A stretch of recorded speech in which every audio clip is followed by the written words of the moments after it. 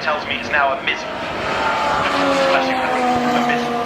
So the truck in front of him comes through Maggots now, slows the car down all the way to the moment. And he goes up into 16th, so that's not enough either.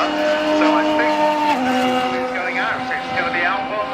Back maybe on a 40 dry circuit wouldn't have done. Sergio Perez into the 42s. Here comes Max Verstappen then on Clark, and he goes over the timing line to be the fastest on a 1:41.486. So yet again, first time best, and he goes quickest on a 1:40.655 ahead of Charles Leclerc, who was brief in the quickest. Charles Leclerc, 1 minute 40. His bodywork, top bodywork, making it look a slightly different car.